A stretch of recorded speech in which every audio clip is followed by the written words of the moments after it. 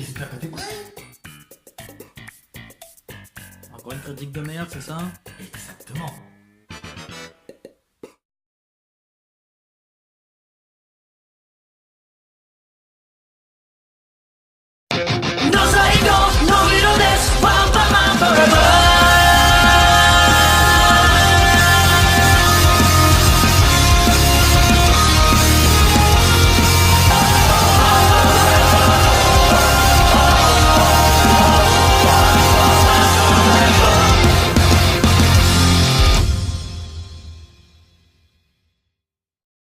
Salut! Attends, voilà, pour que les gens voient bien que j'ai le bracelet de la Team Shape Evolution. Voilà, vous voyez bien? Ok, ça devrait aller. Salut, on se retrouve pour une nouvelle vidéo, donc un nouvel épisode de Vlog Critique. Voilà, vous vous attendez à... Ah mais tu vas critiquer encore un film Marvel vu que tu portes la casquette Marvel. C'est pas vraiment obligatoire, c'est pas un film Marvel que je vais critiquer aujourd'hui. Non, alors c'est simplement deux films. Donc, pour ceux qui se demandent où est déjà Samuel, Samuel m'a dit précédemment. Eh mec, on doit faire un tournage, j'espère que t'es prêt.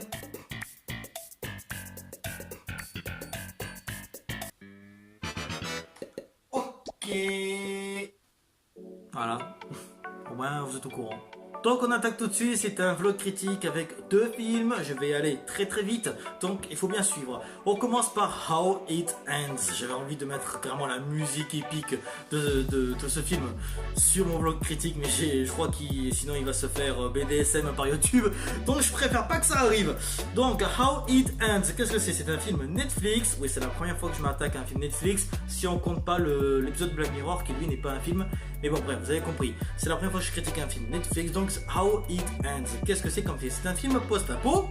Là, certains qui ont vu le film vont me rire au nez. Pourquoi? Parce que c'est un film vraiment post-apo, donc survie à la Logan. Donc vraiment, tu sais, le film vraiment réalisé comme un road trip. Donc tu vois ce que je veux dire, c'est un voyage en voiture et que ça dure pratiquement pendant tout le film. Donc ce film, c'est un film road trip. Et donc post-apo parce qu'il se passe beaucoup de choses en raison avec du post-apo. Et le problème avec ce film, c'est que beaucoup l'ont détesté parce qu'il n'explique rien à la fin. Le film se termine avec les deux héros qui ont fini, enfin, les deux héros donc qui arrivent à survivre et qui échappent à certains trucs post-apo et qui se terminent sans rien expliquer. On ne sait pas ce qui s'est passé, personne ne sait. Voilà.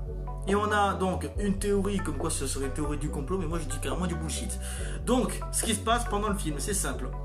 Le film commence sur un couple qui est sur le point d'avoir donc un enfant et le mec en question, il doit aller à Chicago, laissant sa femme à Seattle pour aller rencontrer donc le père à sa femme. Et juste ensuite, elle, donc la meuf, donc appelle son mec et donc pendant l'appel, une cam messenger, et il se passe un truc de ouf et résultat. Tout est coupé, il n'y a plus de réseau dans tout le pays, plus d'internet, plus d'électricité, et tout ça dans tout le pays, dans tous les États-Unis, voire même le monde entier. Et bon voilà, donc il n'y a plus de radio, tout ça, et le père, accompagné de son gendre, doivent aller à Seattle pour aller rejoindre donc la femme ou mec pour la sauver. Évidemment, le père crève pendant le voyage à cause du fait que pendant leur voyage ils vont leur arriver certaines couilles, comme par exemple ils vont carrément voir qu'il y a carrément des aurores boréales en pleine ville, alors que normalement c'est totalement impossible, il faut aller vers le nord pour que ce soit possible. Seattle a été pris par un terrible tremblement de terre et carrément un tsunami qui a tout ravagé, et ensuite on voit plein de forêts qui sont en train de flamber sans aucune raison. Je vais en venir pourquoi, parce qu'en fait pourquoi je critique ce film, c'est parce que je sais exactement comment se termine le film, vu que en réalité ce film a une fin, et cette fin vient d'une théorie qui a été approuvée par les scientifiques, comme quoi cette possibilité est en train d'arriver, mais je vais en venir après. Bref, en tout cas le problème c'est que pendant leur road trip ils vont se faire arrêter plusieurs fois, ils vont avoir plein de magouilles. Tout ça parce que à cause de ce qui se passe avec la fin du monde, c'est la fin du monde. Qui dit fin du monde dit tu te démerdes. C'est la loi de la jungle, c'est tuer ou être tué, c'est simple. Il leur arrive plein de magouilles comme ça à chaque fois. Donc résultat, donc le père se fait tuer entre temps, le road trip il continue. Déjà donc un mec a sauvé sa femme, mais ce mec je crois qu'il a voulu la choper, donc résultat ils ont dû, le mec a dû tuer l'autre mec parce que ce mec est carrément devenu Maboule. Donc voilà, la preuve qu'une fin du monde peut faire devenir Maboule. Et à la fin il arrive donc, il a enfin retrouvé sa meuf quoi, et il s'échappe et ils arrivent à Sorio, donc à un putain de gros volcan qui avec une grosse fumée, vous savez, comme dans Pompéi, qui arrive vers eux et ils arrivent à échapper à cette fumée là en question. Voilà, ça c'est le film, j'essaie de le résumer le plus court possible. Pourquoi les gens l'ont détesté? Parce qu'à la fin il n'y a eu aucune explication, ce que je dis non. Si vous êtes un mordu de science, vous savez ce qui s'est passé. Et je vais vous le dire tout de suite sur cette vidéo. Ce qui s'est passé pendant ça, pendant ce temps-là, c'est que il y a eu donc la planète Terre. La planète Terre, elle fait comme ça à chaque fois. Vous savez, comme par exemple c'est l'été chez nous, ou le printemps chez nous, voilà, bref. La Terre n'arrête pas de bouger comme ça. Sauf qu'il n'y a pas que ça. Le pôle Nord et le pôle Sud n'arrêtent pas de virer, ils n'arrêtent pas de se déplacer. Et en réalité, un scientifique a prouvé que le pôle Nord et le pôle Sud sont en train de glisser comme ça à plus de 40 km par an. Ça veut dire que d'ici normalement 40 ans, le pôle Nord ne sera plus le pôle Nord, mais le pôle Nord sera en Sibérie. Ce qui fait que la France sera un peu plus haut, là où est la Suède actuellement.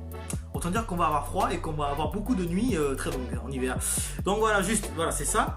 Et à cause du déplacement des pôles, c'est comme ça qu'on appelle cette théorie, à cause du déplacement des pôles, et donc c'est le noyau de la Terre qui crée le champ magnétique qui nous protège des vents solaires et de plein de météorites, etc.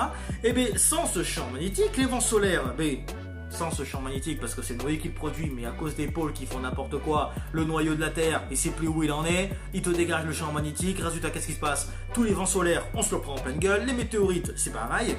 Et ce qui se passe, c'est que à cause de ça, à cause des vents solaires, donc ça veut dire que les vents solaires, c'est des grosses particules que le soleil envoie 24 heures sur 24, la Terre est frappée en pleine gueule, donc tsunami, tremblement de terre, etc. Et aurores boréales. Les aurores boréales, c'est quoi? Les aurores boréales qu'on voit au nord, ce sont des vents solaires qui sont en train de frapper sur le champ magnétique. Mais qu'est-ce qui se passe si jamais le champ magnétique n'est plus là?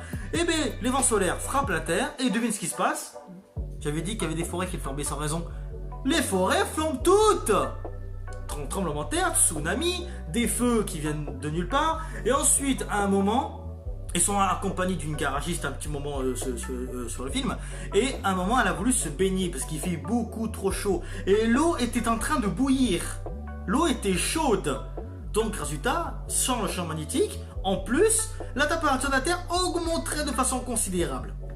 Donc j'ai prouvé à tous ceux qui ont dit que ce film était une merde que cette fin était totalement compréhensible, parce que le réalisateur il voulait une chose, il voulait pas t'expliquer ce que la fin voulait expliquer, parce qu'il voulait te laisser avec ton imagination.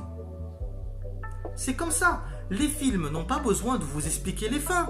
Si vous connaissez les fins, si par exemple vous êtes vraiment un mordu de sens comme moi, dès que ce film était fini, je connaissais déjà la fin. Je savais ce qui s'était passé parce que moi je me suis renseigné sur la science. J'adore l'univers, tout ce qui est l'univers et l'espace, j'adore ça. Et résultat, grâce à ça, j'ai pu savoir comment ça se finit en réalité. Et le truc, c'est que vous avez tous dit ce film est naze, et vous l'avez fait donc, vous avez tous dit que c'était nul, parce que vous n'avez pas compris la fin, c'était pas à comprendre la fin. À la fin du film, il fallait te renseigner, et ensuite tu pouvais savoir comment est la fin. Le réalisateur voulait te laisser dans ton imagination, tout simplement. Voilà, c'était la critique de How It Ends. Oui, c'est rapide, et on part sur Annihilation, réalisé par le réalisateur qui a fait Ex Machina juste avant, et avec Nathalie Portman. Donc là j'ai vu que Nathalie Portman a toujours été une très belle actrice que j'ai toujours kiffé. Là vraiment, je crois qu'elle a pratiquement la quarantaine, mais là ça se voit que tu commences à vieillir, hein, la petite Portman, hein, je suis désolé, mais t'es toujours aussi belle, mais ça se voit que tu commences à vieillir. Donc, qu'est-ce que ce film cette fois-ci explique? Cette fois-ci ça va être beaucoup plus compliqué, donc attachez-vous ceinture. Ça commence par Nathalie Portman, qui joue le rôle d'une femme, qui est donc dans une zone de quarantaine, donc elle ne sait pas du tout ce qui se passe, et elle explique son histoire. Ce qui se passe, c'est qu'une météorite s'est écrasée sur un phare, et elle est en train de carrément développer une sorte de champ magnétique. Vous voyez, j'ai vraiment fait exprès de mettre ces deux films ensemble. Donc, parce que la fin n'est pas expliquée, vous verrez plus tard. Avec un champ magnétique qui s'élargit au fur et à mesure. Nathalie Portman, la meuf, elle a un mari qui bosse à l'armée. Ce mec, il est revenu totalement fou et totalement bizarrement quoi. Donc il est revenu chez lui et il a à peine reconnu sa meuf. Et ensuite il se fait amener directement par l'armée. L'armée ils disent donc qu'en fait il vient de cet endroit où il y a eu le champ magnétique, ils savent toujours pas ce que c'est. Elle part avec certains scientifiques savoir ce que c'est. Mais au fur et à mesure de leur aventure, les scientifiques se font déglinguer un par des créatures étranges et par la nature qui est elle-même étrange. La nature et les animaux sont en train de muter pour donner d'autres choses, de nouvelles. Vraiment, genre imagine par exemple un cerf ou un ours il a muté et il y a carrément un ours avec une sorte de bouche bizarre, bref il a muté, c'est des mutations et qui peut carrément créer la voix de la personne qui mange. Donc il fait par exemple l'ours, il fait crever, il tue une scientifique et ensuite quand cette scientifique elle a dit à l'aide, lui il a pu récupérer les cordes vocales donc de la meuf pour dire ensuite à l'aide pour attirer une scientifique vers lui pour qu'il puisse la bouffer ensuite. Alors par contre ce film il y a des scènes assez gore dedans, donc vraiment gore, donc si vraiment c'est sensible je vous conseille pas du tout ce film là, hors de question. Mais sinon voilà, vraiment il est bien, bref. Et donc résultat, elle revient là-bas en voyant que elle est la dernière survivante et que ensuite ce qui s'est passé, il y a un truc qui s'est développé et qui arrive donc à muter et à la cloner. Donc ce clone qu'elle arrive à tuer, enfin je crois, je suis pas sûr. Elle retourne donc autour de l'armée, leur explique ce qui se passe, elle va retrouver son mari qui lui va un peu mieux. Et la fin c'est simple. C'est les deux, ils ont un regard, genre leurs yeux sont violets. Donc moi je pense qu'à la fin, la meuf donc, en réalité c'est pas la vraie meuf qui a survécu, c'est un clone. Vu que son mari aussi, le vrai qui a survécu, c'est un clone. Donc c'est pas les vrais. Donc je pense que voilà. Et ensuite il y a eu plein de théories et les gens n'ont pas trop apprécié ce film non plus. Enfin si, parce qu'il était assez gore quand même. Moi ce que je dis par rapport à ça, c'est que c'est très compliqué. Donc moi je pense vraiment c'est ça, c'est une météorite qui s'est écrasée, une météorite extraterrestre qui a pu ensuite créer un champ magnétique qui a pu faire muter la nature et les animaux pour en faire autre chose. Donc est-ce que c'était intentionnel? Est-ce que c'était prévu? Est-ce que c'est vraiment une civilisation extraterrestre qui leur envoie une météorite pour modifier le monde entier avec ce champ magnétique? Ou est-ce que cette comète est arrivée par hasard? Moi je trouve que cette météorite n'est pas arrivée par hasard parce que vraiment dès le début du film sa trajectoire est trop exacte. Donc moi je pense que c'est ça, voilà. Bref, voilà, donc c'est la fin de l'épisode. Déjà, oui, je voulais faire des résumés très courts et aussi par rapport au fait j'ai choisi ces deux films parce que ce sont deux films Netflix et qu'en plus ils ont tous les deux des points communs avec une fin qui explique pas trop. Je suis désolé si j'étais un peu brouillon, mais j'ai pas voulu faire vraiment des grosses explications, j'ai pas voulu faire ça. Donc voilà, j'ai voulu faire un petit format un peu plus court. Bref, si jamais vous avez aimé la vidéo, n'hésitez pas à mettre le pouce en l'air, à vous abonner à la chaîne et n'hésitez pas vraiment à partager la vidéo, c'est très important. Et moi je vous souhaite donc à la prochaine pour une future vidéo avec de nouveau ce décor parce que mon vrai décor est revenu, voilà, j'espère que vous êtes contents. Moi je vous retrouve donc dimanche prochain pour une nouvelle vidéo. Ciao.